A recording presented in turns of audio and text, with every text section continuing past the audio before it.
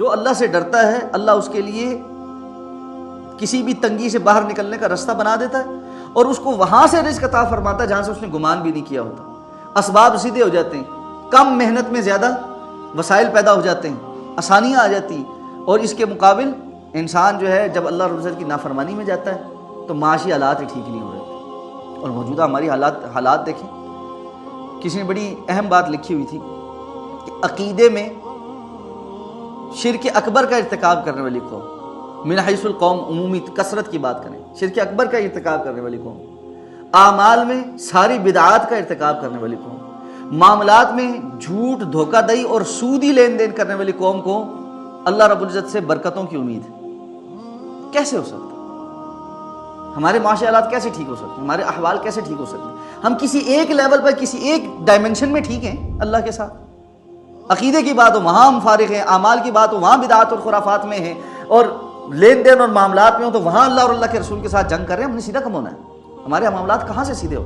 واللہ نہیں سیدھے ہو سکتے۔ یہ تین باتیں جب تک ہماری قوم اپنی ٹھیک نہیں کرتی، ایمان کے تناظر میں جب تک ہم اللہ رب العزت پر ایمان میں سے شرک نہیں نکالتے، عقیدہ توحید پر نہیں آتے، جب تک ہم اپنے اعمال میں، عبادات میں اللہ کے رسول صلی اللہ علیہ وسلم کی سنتوں کو فالو نہیں کرتے اور بدعات سے منہ نہیں موڑتے واپس، اور ایک دوسرے کے ساتھ معاملات کے اندر دھوکہ دہی، فراڈ اور اللہ اور اللہ کے رسول کے ساتھ جنگ والا، سود والا کام نہیں چھوڑتے، ہمارے لیے خیر کے دروازے نہیں کھل سکتے۔ بڑے بڑے دانشور بیٹھے ہوئے ہیں، باتیں کر رہے ہیں، جی معاشی اصلاحات ایسی ہونی چاہیے، فلاں ہونا چاہیے، یہ ہونا چاہیے، ہونا چاہیے۔ کہیں کوئی بندہ یہ بات کرنے والا نہیں ہے، اور اگر کوئی کرنے والا ہے اس کی بات کو سارے ہنس کر ٹال دیتے ہیں اور یہ مولویوں والی باتیں کرتے ہیں۔ ان کو یہ اندازہ ہی نہیں ہے کلوا واشربوا من رزق اللہ، یہ رزق اللہ کا عطا کردہ ہے، رزق کے دروازے اللہ کھولتا ہے۔ ان اللہ هو الرزاق ذو القوة المتین، یہ اللہ ہے جو رزاق ہے، بڑی قوتوں والا، بڑا متانت والا ہے، اور اللہ رب العزت نے یہ وعدہ کر رکھا ہے کہ میں تمہیں تمہارا رزق دوں گا، تو اللہ ہی ہے جو رزق دیتا ہے۔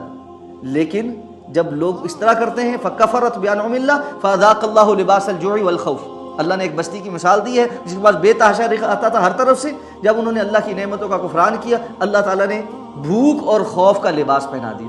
آج پوری قوم بھوک اور خوف کے لباس میں ہے یا نہیں؟ تو امت ایک ایسے حال پر پہنچی ہوئی ہے، فی زمانہ ایسا نظر آتا ہے کہ لوگ ایسے ہو چکے ہیں کہ جو نہ اپنے ماضی سے سبق سیکھتے، نہ غلطیاں کر کے سبق سیکھ رہے ہیں، بلکہ بالکل تباہی کے دھانے پر کھڑے۔ تو ایسا معلوم ہوتا ہے کہ لوگ جو ہے